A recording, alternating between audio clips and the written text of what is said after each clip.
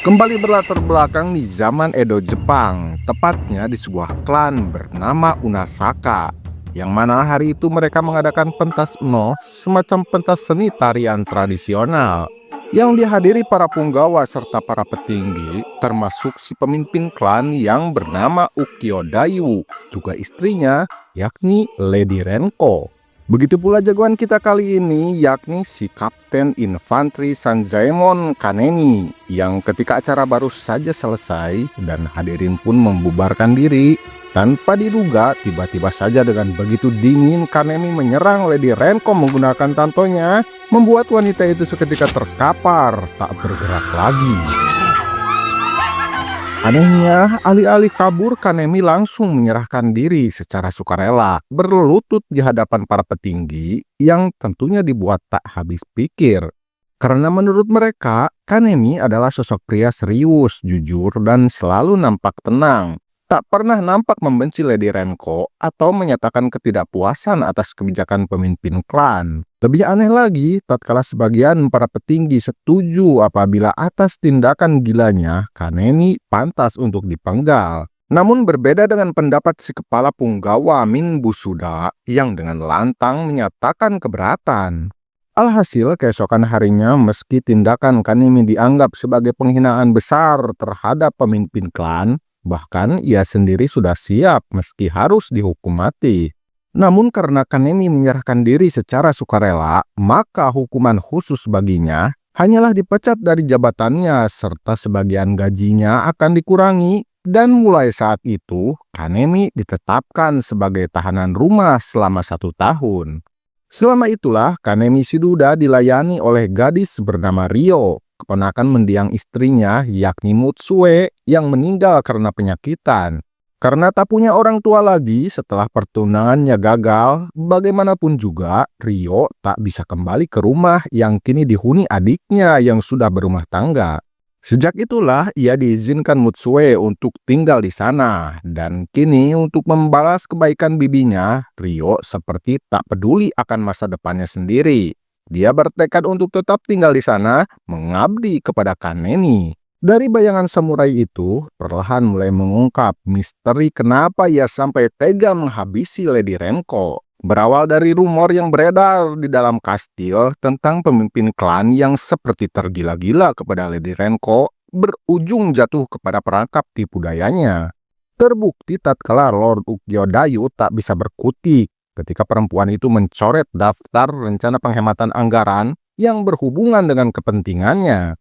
Lord Ukyo Dayu seperti kehilangan taring menghadapi perempuan itu, tak kuasa menolak keinginannya hanya karena takut gak dikasih jatah.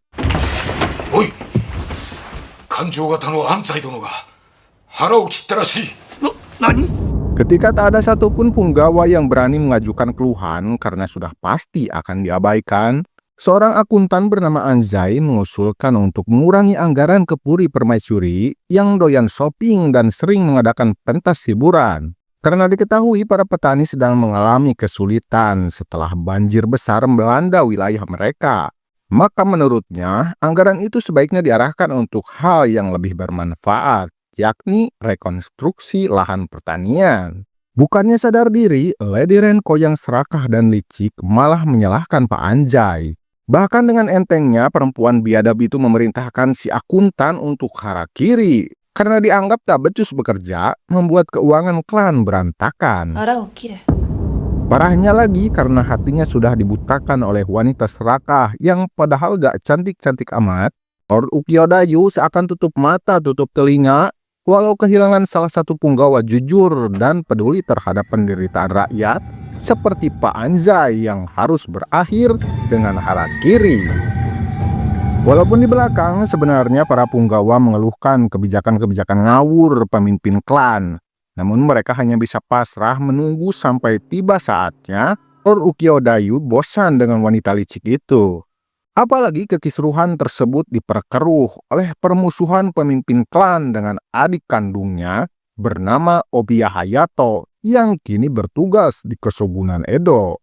Suatu hari Obiya datang sambil marah-marah setelah mengetahui bahwa ketika klan sedang mengalami masalah keuangan, Sementara Ukyo Dayu berencana akan merenovasi kuil atas usulan Lady Renko.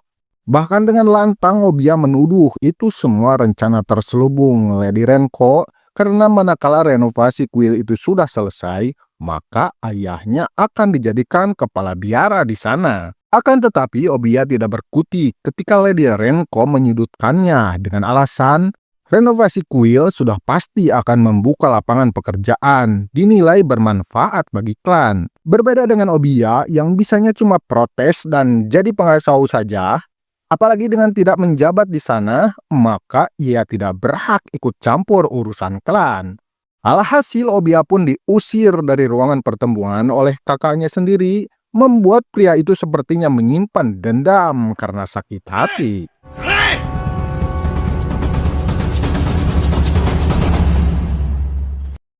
Setahun berlalu, akhirnya Kanemi dinyatakan bebas, tak lagi jadi tahanan rumah. Dan saat itulah Ryo menemukan ukiran kayu berbentuk burung buatan pamannya yang mengingatkan dia ketika dahulu Kanemi menunjukkan jurus andalannya untuk membantu bocah-bocah yang kesulitan menangkap burung. Namun siapa sangka jurus andalan yang diambil dari teknik menombak burung itulah yang nantinya akan menjadi jurus pamungkas paling mematikan, dikenal dengan nama jurus pedang keputusasaan. Alih-alih segera kembali bertugas di klan Unasaka, Kanemi hanya merindukan ketenangan, menikmati udara bebas. Alhasil, ia pun semakin dekat dengan Ryo yang sudah hampir sepenuhnya menggantikan peran mendiang istrinya. Namun tatkala suatu hari Kanemi jalan-jalan keliling kampung, secara kebetulan ia berpapasan dengan si adik pemimpin klan, yakni Obia Hayato, yang otomatis seketika membangkitkan kembali bayangan Kanemi ketika saat itu para petani mengadakan unjuk rasa besar-besaran menolak kenaikan pajak yang dinilai terlalu tinggi dikala mereka mengalami gagal panen. Meski sudah diingatkan bahwa memaksakan petisi sampai ke pemimpin klan tidak ada gunanya karena sudah pasti akan diabaikan. Namun kemarahan para petani semakin menjadi, malah mempersenjatai diri dengan cangkul dan bambu runcing. Selain itu mereka juga mengancam akan mengadu kepada Kesogunan Edo. Padahal para punggawa pun tahu bahwa lagi-lagi Lady Renko lah pemicu kericuhan itu setelah tetap memaksakan penggalangan dana untuk renovasi kuil. Namun di sisi lain, sebagai prajurit mereka tak mungkin menolak tugas yang sudah diperintahkan. Kini harapan para punggawa juga petani hanya bergantung kepada Obia Hayato yang sudah diketahui bersama bagaimana keberaniannya. Saat itulah puncak kebiadaban Lady Renko yang berhasil menghasut pemimpin klan untuk menjatuhkan hukuman pancung bagi para petani yang dianggap pembangkang hanya karena menuntut keadilan. Tatkala Obia dibuat geram, menyaksikan kebiadaban malah dipertontonkan, sepertinya samurai itu sudah kehilangan kesabaran. Begitu juga dengan Kanemi yang sekian lama bungkam. Namun setelah istrinya meninggal, Kanemi yang tidak punya keturunan, dengan tanpa beban walaupun harus berakhir dengan harakiri, ia memutuskan untuk mengakhiri kebiadaban Lady Renko, menghabisinya dengan tangannya sendiri. Kanemi Sanzaemon. Singkat cerita, 2 tahun berlalu setelah Kanemi dibebaskan dari tahanan rumah. Samurai itu kembali dipanggil untuk menghadap kepala punggawa Minbusuda yang secara mengejutkan mengangkat Kanemi sebagai kepala pengawal pemimpin klan. Sudah menjelaskan bahwa Lord Ukyo Dayu menyesali kebijakan-kebijakan ngawurnya selama ini. Namun dari penjelasan rekan Kanemi bernama Hoshina yang sudah pensiun dari jabatannya sebagai kapten infanteri, akhirnya Kanemi mengetahui bahwa selama ini telah beredar rumor tentang campur tangan Minbusuda berhasil mempengaruhi keputusan-keputusan pemimpin klan. Bahkan para punggawa yang mengutuk tindakan Kanemi, di sisi lain mereka juga sebenarnya sangat terkesan dengan keberaniannya menghabisi Lady Renko. Saat itulah Kanemi membicarakan rencana menjodohkan Ryo dengan pria kenalan Hoshina yang singkat cerita, keesokan harinya pria tersebut datang bertamu ke rumah Kanemi. Meski awalnya Ryo tidak menunjukkan ketidaktertarikannya dan memperlakukan tamu seperti biasanya. Namun tatkala Kanemi berendam di air hangat dan seperti biasa Ryo membantu menggosok punggungnya, Disitulah Ryo mengungkapkan isi hatinya tak mau menerima lamaran dari laki-laki lain siapapun itu. Karena ia hanya ingin tinggal di rumah itu bersama Kanemi selamanya. Setelah berpikir keras, namun ada yang lebih keras, tapi itu bukanlah tekad. Akhirnya Kanemi mencoba membuktikan rasa penasarannya. Karena di saat bersamaan, Ryo yang sedang bersolek di depan cermin, tiba-tiba ia dikejutkan dengan kemunculan Kanemi yang tak seperti biasa malam-malam datang ke kamarnya. Sepertinya tanpa perlu terus dibahas, Anda pun pasti paham apa yang terjadi selanjutnya. Yang jelas ketika pagi tiba, wajah Ryo yang berseri-seri tak bisa menutupi rasa bahagia berbunga-bunga dalam hatinya. Namun sayangnya kebahagiaan Ryo hanyalah sesaat, ibarat cuaca cerah dan tenang sebelum badai datang. Tatkala Minbu sudah tak seperti biasa mengundang Kanemi untuk minum bersama. Dari sinilah mulai terungkap maksud terselubung di balik pengangkatan Kanemi menjadi kepala pengawal. Sudah ia mengetahui bahwa Kanemi adalah samurai dengan ilmu pedang terbaik di padepokannya, bahkan terkenal dengan jurus rahasia yang dijuluki pedang keputusasaan. Walaupun Kanemi sempat menjelaskan bahwa jurus ciptaannya itu hanya bisa digunakan apabila dalam kondisi sekarat, namun Minbu sudah seakan tak mau membahas panjang lebar. Yang jelas, ia merasa keputusannya tepat memilih Kanemi untuk menghadapi masalah besar yang diprediksi akan mengancam keselamatan pemimpin klan. Dengan jurus pamungkasnya yang konon tak terkalahkan itu, Kanemi diharapkan mampu menghentikan salah satu pendekar pedang terbaik, yakni Obiya Hayato, yang berambisi untuk menggulingkan kepemimpinan Lord Ukiyo-dayu dengan cara menghabisinya. Sebagai upaya jaga-jaga demi keamanan Ryo, akhirnya Kanemi memerintahkan wanita itu untuk segera mengungsi ke rumah sahabatnya yang berada di desa lain. Dan Kanemi pun berjanji suatu saat ia akan datang untuk menjemputnya. Meski dengan berat hati berpisah dengan Kanemi, singkat cerita beberapa minggu kemudian Ryo sudah tinggal di rumah tersebut. Bahkan dari selimut bayi yang dirajutnya sendiri menandakan bahwa wanita itu sedang mempersiapkan kelahiran bayi yang masih dalam kandungannya. Sementara itu, diiringi hujan deras, Obiya Hayato mendatangi kastil klan Unasaka, yang membuat para punggawa mulai panik karena samurai itu menenteng pedangnya menuju ke ruang utama.